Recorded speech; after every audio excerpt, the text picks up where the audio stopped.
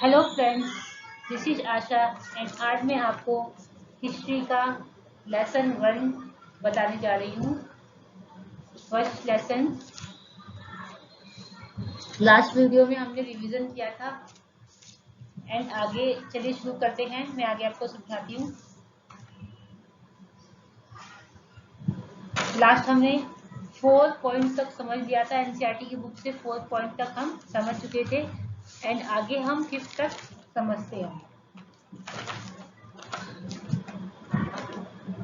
चलिए शुरू करते हैं। इतिहास का पार्ट 1, जो बुक 2 पार्ट है ना, बुक जो हमारी 2 भागों में डिवाइड है, एक भाग 1 और एक भाग 2। तो ये पार्ट 1 है। ईटे मन की और बस अस्थियां, पार्ट 1 जो लेसन 1 है हड़प्पा सभ्यता का। चलिए शुरू करते हैं। फिफ्थ पॉइंट पे हम आए थे। चलिए अब शुरू करते हैं। जैसा कि आप मैप में देख रहे हैं कि ये जो हड़प्पा जो स्थल थे, कुछ महत्वपूर्ण विकसित हड़प्पा पूरा स्थल रेखा चित्र, यानी कि हड़प्पा सभ्यता के जो स्थल थे ना, विशेषतः या इम्पोर्टेंट जो स्थल थे वो कौन कौन से थे, यहाँ पे हड़प्पा सभ्यता विकसित हुई थी।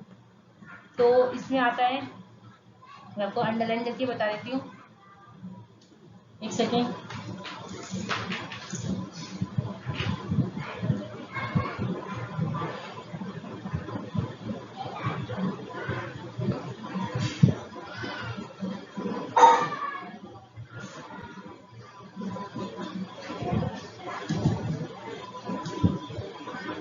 चलिए शुरू करते हैं।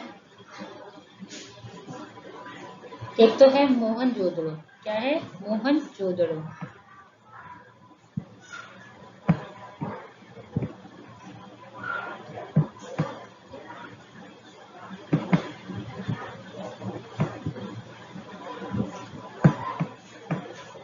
मोहनजोदड़ो यहाँ पे हड़प्पा सभ्यता का स्थल है। ये क्या है? मोहनजोदड़ो। यहाँ पे जहाँ पे पूरा स्थल मिले, मतलब पुरातात्विक जो चीजें हैं ना, पुरातात्विकों ने जो वहाँ पे सामान खुदाई में मिला है वो इन्हीं स्थलों पर मिला है। हड़प्पा स्थल कौन कौन से हैं? तो कुछ महत्वपूर्ण विकसित हड़प्पा पूरा स्थल के नाम है। एक तो है मोहनजोदड़ो और चंदूड़ो, और है सेकंड है चंदूड़ो और धोलावीरा। आप भी एक मैप लेके उसमें अंडरलाइन कर लेना और उसकी प्रैक्टिस करना। धोलावीरा, लोथल,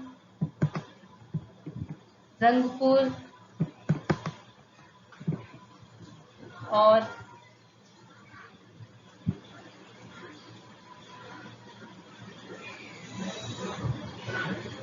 ये सुतकांगडोर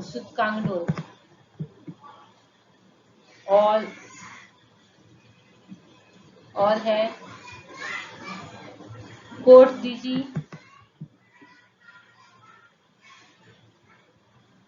कालीबंगन, ये फेमस नाम है हड़प्पा सभ्यता स्थल के, और बनावली, राखीगढ़ी, और ये है मेन जो स्थल है हड़प्पा।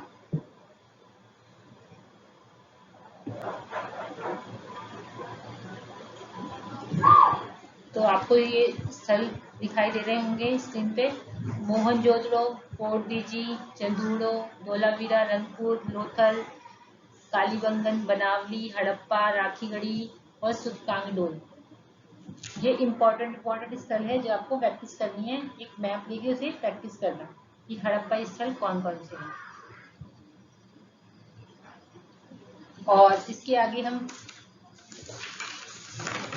शुरू करते हैं कि फिफ्थ जो पॉइंट है हमारा, शिल्प उत्पादन के विषय में जानकारी, कि शिल्प का उत्पादन कैसे कैसे हुआ था, कहाँ कहाँ पे होता है, इसके स्थल कौन कौन से थे।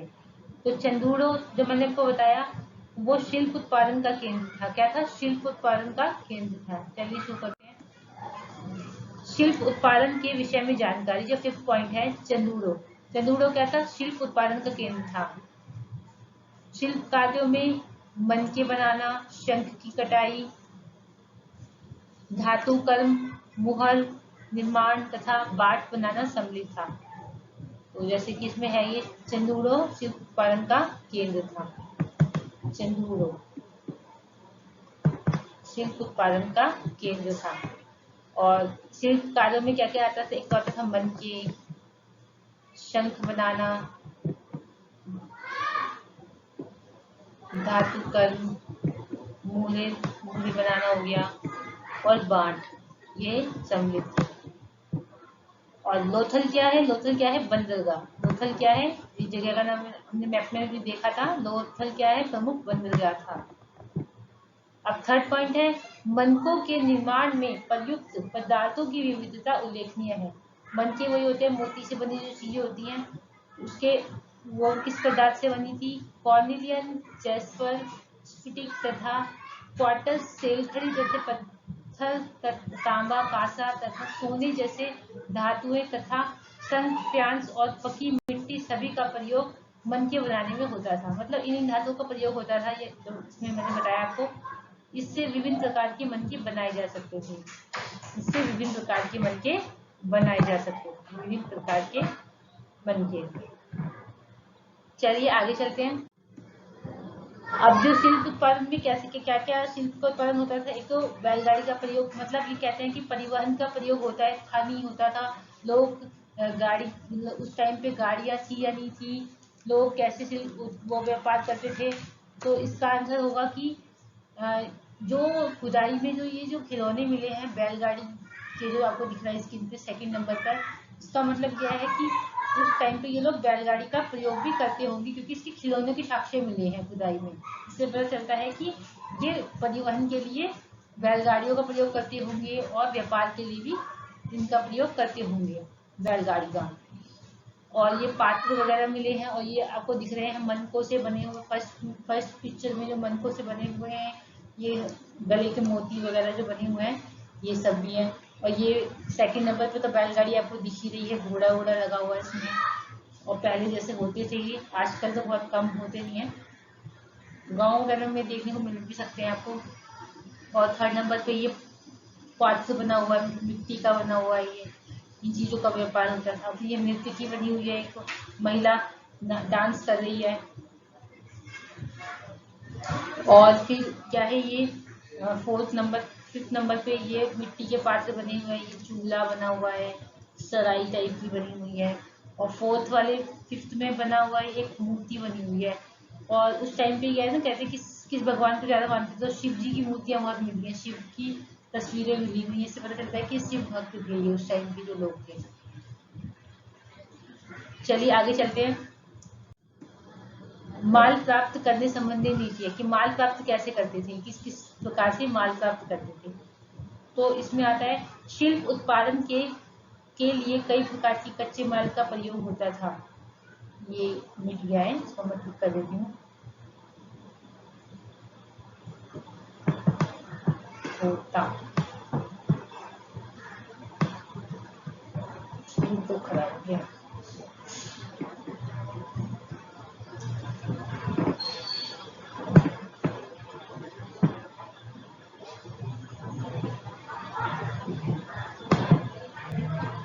होता ठीक है, होता मोटा हुआ यहाँ पे, इसको ठीक कर देती हूँ। समझ तो आ ही रहा होगा आपको। शिल्प उत्पादन के लिए कई प्रकार के कच्चे माल का प्रयोग होता था। कुछ जैसे कि मिट्टी स्थानीय स्तर पर उपलब्ध थी, यानी कि हर क्षेत्र में मिट्टी तो थी ही थी। कुछ अन्य जैसे पत्थर, लकड़ी तथा धातु जलोढ़ मैदान से बाहर के क्षेत्रों से मांगने पड़ते थे। तो इसको मैं अंडरलाइन कर देती हूँ, जो इम्पोर्टेंट चीजें हैं। ये शिल्प उत्पादन के लिए कई प्रकार के कच्चे माल का प्रयोग होता था। कच्चे माल का प्रयोग होता था। कुछ जैसे मिट्टी स्थानीय स्तर पर उपलब्ध थी। और क्या था? कुछ अन्य जैसे पत्थर, लकड़ी तथा धातु जलोढ़ मैदान से बाहर के क्षेत्रों से मांगने पड़ते थे।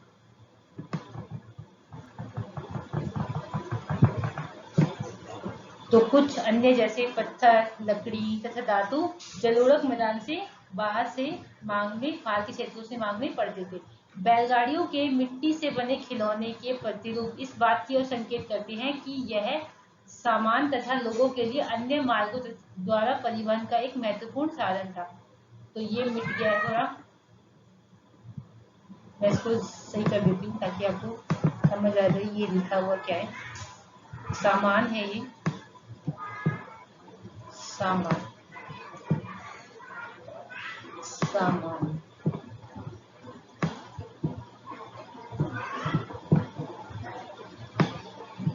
सही को लिखना भी नहीं आ रहा, सही भी नहीं हो रही।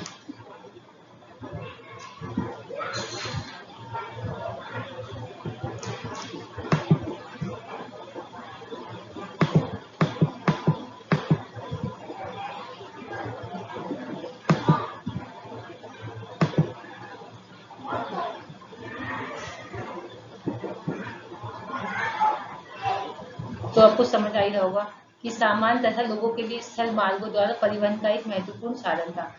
तो जो बैलगाड़ियों के जो अवशेष मिले हैं, प्रतिरूप मिले हैं जो खुदाई में, तो वो इस बात का संकेत है कि परिवहन क्या होता है, स्थल मार्गों से, मतलब स्थल मार्गों के से ही होता था। मतलब स्थल, जल, वायु मार्ग, तीन मार्ग होते हैं ना, तो स्थल मार्ग मतलब यही सड़कों के माध्यम से ही होता था परिवहन, कि बैलगाड़ियों के अवशेष मिले हैं। फर्स्ट पॉइंट आता है उपमहाद्वीप तथा उसके आगे से आने वाले मार्ग।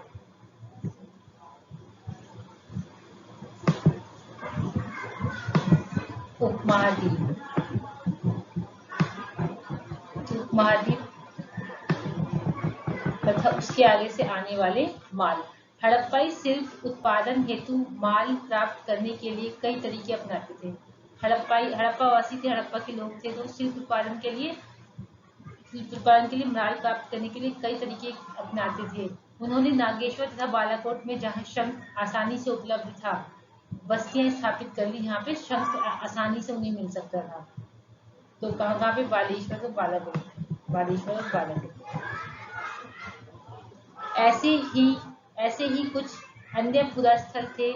सुदूर अफगानिस्तान में शोतुगई, जहाँ पे क्या होता था, माल प्राप्त करने के वो थे, स्थल थे।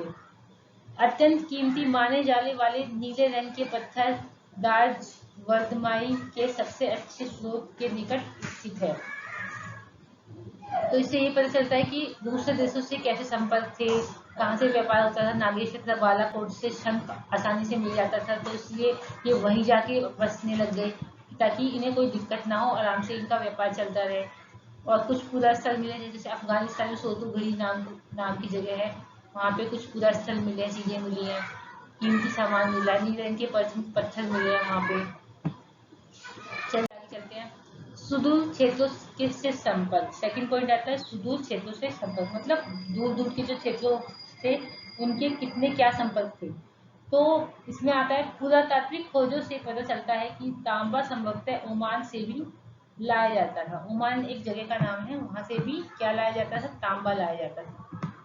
वैसे ये सभ्यता है हड़प्पा सभ्यता, ये कौन सी सभ्यता है, कांस्य युगीन सभ्यता है, क्योंकि यहाँ पे क्या है ना, कांस्य की बनी हुई चीजें मिलती है, कांस्य के दर्पण, कांस्य के बर्तन, जो भी चीजें है ना, तो कांस्य से कांस्य से बनी हुई मिली है। तो इसका मतलब ये नहीं है कि ये पाषाण युग की सभ्यता है, नव पाषाण युग की, इतनी पुरानी भी नहीं है। यहाँ पे कांस्य के बर्तन प्राप्त हुए हैं, इससे पता चलता है ये कांस्य युगीन सभ्यता थी। ओमानी तांबे तथा हड़प्पाई पुरावस्तुओं दोनों में निकल के अंश मिले हैं। किसके अंश मिले हैं, निकल एक धातु का नाम है, उसके अंश मिले हैं।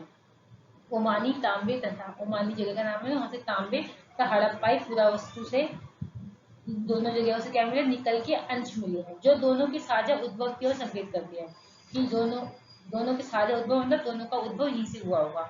संपर्क के और भी संकेत मिलते हैं कि कहाँ से संपर्क थे। उसमें क्या क्या आता है, एक विशिष्ट प्रकार का पात्र मिला है, वही पॉट बताया था मैंने आपको, फ्लावर पॉट टाइप का होता है, जिसके ऊपर काली मिट्टी की एक मोटी परत चढ़ाई गई थी। ओमानी स्थलों से मिला है, ओमानी कहाँ से मिला, स्थलों से मिला है। ऐसी मोटी परतें तरल पदार्थों के रिसाव को रोक देती है। मोटी परतें जो ओमानी स्थलों से मिला है ना, ये काली मिट्टी वो जो संपर्क की ओर संकेत करते हैं। एक विशिष्ट प्रकार का जो पात्र है, पॉट है, के ऊपर काली मिट्टी की एक मोटी परत चढ़ाई गई है, ओमानी स्थलों से मिला है। ऐसी मोटी परतें तरल पदार्थों के रिसाव को रोक देती है। वो एक पॉट बनता है ना, मोटी लेप जो उस पर करते हैं, तो क्या होता है, कोई लिक्विड चीजें उसमें गिर नहीं पाती, मतलब बाहर वो लीक नहीं करता। हमें यह नहीं पता कि इन पात्रों में क्या रखा जाता था। हमें कैसे पता चलेगा? वो तो उस टाइम की बात है, अभी थोड़ी ना भरा हुआ है हमारे सामने कोई चीज हुई है, तो बस अंदाजा ही लगाते हैं। पर यह संभव है कि हड़प्पा सभ्यता के लोग इनमें रखे सामान का ओमानी तांबे से विनिमय करते थे। चलिए आगे चलते हैं।